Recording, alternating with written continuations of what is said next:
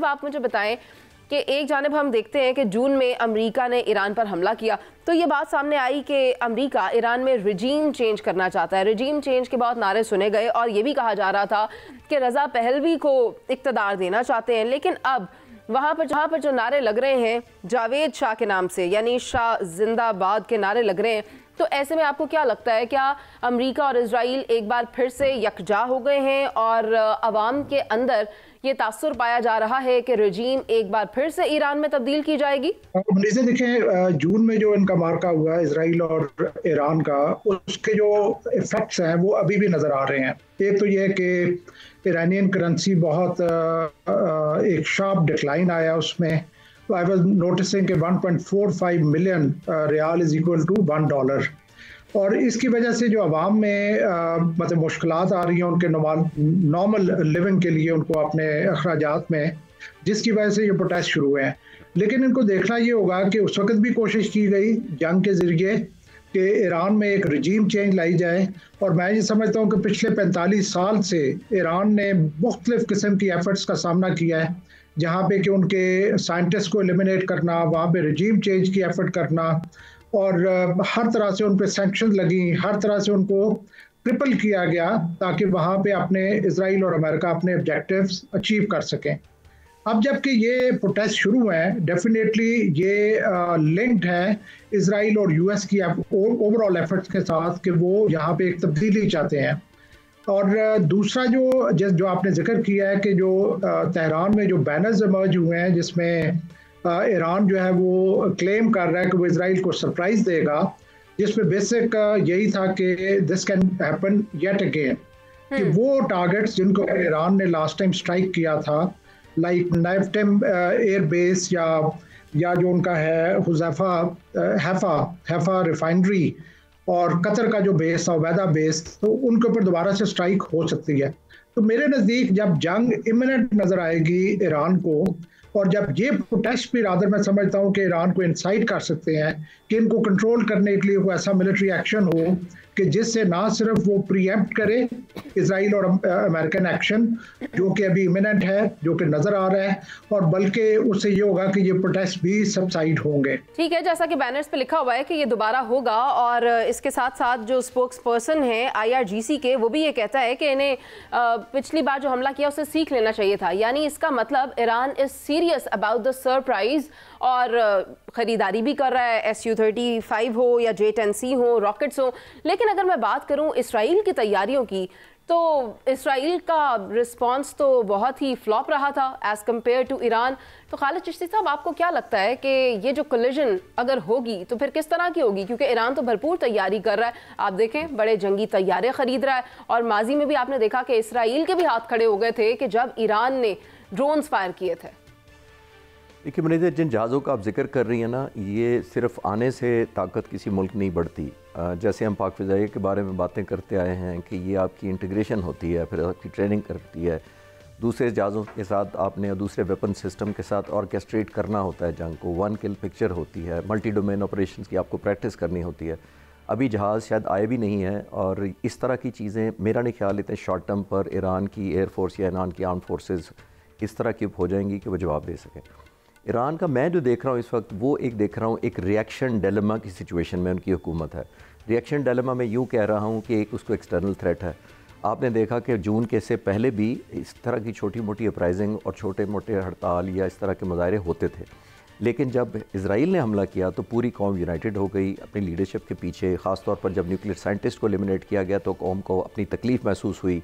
तो बहुत सारे जो रॉ के जो नेटवर्क पकड़े गए, जो मुसाद के पकड़े गए, तो उस कौम को एलिमेंट ऑफ इनसिक्योरिटी हुआ, और फिर निस्बतन पाकिस्तान की याद भी आई कि हम हमेशा से ये क्वेश्चन करते आए हैं उनको। उन्होंने रियलाइज़ किया कि पाकिस्तान एक ऐसा मुल्क है जो सिंसेयर था। एक बात रिएक्शन डिलेमा मैंने इसलिए कहा है कि एक्सटर्नली इजराइल की थ्रेट है, अरब मुल्कों से वो वाले रिलेशन नहीं है जो होने चाहिए थे, और इंटरनली जैसे जनरल सबरेज़ कह रहे थे कि इतना डॉलर एक्सपेंसिव हो गया है, 1.45 मिलियन वर्सेस उनकी करेंसी चली गई है, बाइंग पावर ना होने के बराबर है। इन्फ्लेशन उनकी ऑलमोस्ट कोई 70% इन दिनों में बढ़ी है, जो कि बहुत ज़्यादा है इन्फ्लेशन किसी भी मुल्क के लिए। परचेज़ पावर जब नहीं रहती, रोज़मर्रा की जो ज़रूरियात पूरी नहीं होती, तो एक एलिमेंट ऑफ फ्रस्ट्रेशन आता है। तो ये गवर्नमेंट एक तरफ ये चाहेगी कि इस अनरेस्ट को ज़ाहिर कंट्रोल किया जाए, अनरेस्ट को दो कंट्रोल करने के तरीके हो सकते हैं। एक तरीका ये हो सकता है कि ज़ाहिर चीज़ें सस्ती हों, इन्फ्लेशन कंट्रोल किया जाए, इकॉनमी बेहतर की जाए, लेकिन उसमें मसला ये है कि इनके तेल पर पाबंदी है, एक्सपोर्ट पर पाबंदी है, ट्रेड नहीं कर सकते। दूसरा तरीका ये होता है कौम को मुतहद करने का कि एक इनसिक्योरिटी पैदा की जाए, चाहे वो फॉल्स हो चाहे वो रियलिस्टिक हो। अब ये जो इजराइल का कहा जा रहा है कि इजराइल हमला करने वाला है, और वो मकसद मुझे ये लगता है कि शायद वो ये भी चाहते होंगे कि एक एलिमेंट ऑफ यूनिटी आ जाए। हमारा पाकिस्तान का आपने देखा, हमारे अंदर पोलराइजेशन थी, लेकिन मई के महीने में कौम किस तरह एक चट्टान की तरह खड़ी हो गई जब हमें पता लगा कि दुश्मन हम पर हमलावर हो रहा है। तो ये कौमों में कुदरती अमल होता है। तो मैं ये कहना चाहूँगा कि ईरान इस वक्त एक जिसको कहते हैं रिएक्शन डिलेमा की सिचुएशन में है, जिसको वो एक तरफ अपने अंदरूनी उनको खदशात या अपरेस्ट है, और दूसरी तरफ अपने एक्सटर्नली वो देख रहे हैं कि इजराइल ज़ाहिर है इसका फ़ायदा उठा सकता है। और आई एम श्योर आखिरी बात इस बात पे ये है कि शायद ये किया धरा भी वेस्ट का ही है, क्योंकि वो तो बहुत अरसे से चाहते थे कि इस ऑपरेशन को किसी तरह के, चाहे आर्म्ड या इंटरनल, किसी तरह भी किया जाए। मैं आपको क्विकली लास्ट सेंटेंस याद करा देता हूँ। जो इजराइल ने और अमेरिका ने मिलकर हमला किया था, उस ऑपरेशन का नाम था राइजिंग लॉयन, यानी उठता हुआ शेर, या ठीक है जी। अब लॉयन कहाँ से आया था? लॉयन था शाह ऑफ ईरान के झंडे पर। इसी ईरान के झंडे पर पहले एक लॉयन होता था पहले, और फिर उसकी जगह अल्लाह लिख दिया गया। तो अब आप देखिए कि अल्लाह से पहले ये लॉयन होता था। तो राइजिंग लाइन ये एक्चुअली तो इंडिकेटर वो ये कर रहे थे अमेरिकन और इजरायली कि ये वो शाह वाली रजीम वापस लाएंगे। सिंबॉलिक होता है ऑल्दो, लेकिन इन बिटवीन द लाइंस पढ़ने वाले हम जैसे जो लोग होते हैं वो पकड़ लेते हैं कि ये प्रॉबेबली उस तरफ इंडिकेट किया जा रहा था कि शाह ईरान की रजीम को या उनके बेटे को वापस लाया जाए। खालिद चिश्ती साहब, आपका पॉइंट आ गया है, लेकिन शहजाद हुसैन भट्ट साहब आप मुझे बताएं, आप देखेंगे एहतजाज 5वें रोज़ में दाखिल हो गया है, वहाँ ईरान में लाशें उठाई जा रही हैं। क्या अब ईरान के अपने अंदर बगावत शुरू हो गई है, और क्या कोई खूनी इनकलाब आने वाला है? देखिए मुनीज़ मोइन साहबा, दोनों काबिल एहतराम इश्कास ने जो बात की है, मैं यहाँ तक मुतफिक हूँ कि ईरान के अंदर बेतहाशा महंगाई हो चुकी है, लोग सड़कों पर हैं, यहाँ ये भी ठीक है, उनकी करेंसी जो है वो भी मुसलसल कम हो रही है, ये भी ठीक है।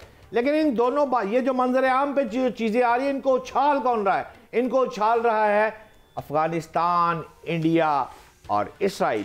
उनका ज़रा मीडिया आप चेक कर ले, वो इन चीज़ों को बहुत उछाल रहा है, उसे बहुत इंटरेस्ट है। हालांकि ईरानी सुप्रीम लीडर ने कहा कि ये हमारा मसला है, हम सॉल्व कर लेंगे, लेकिन नहीं, क्यों नहीं?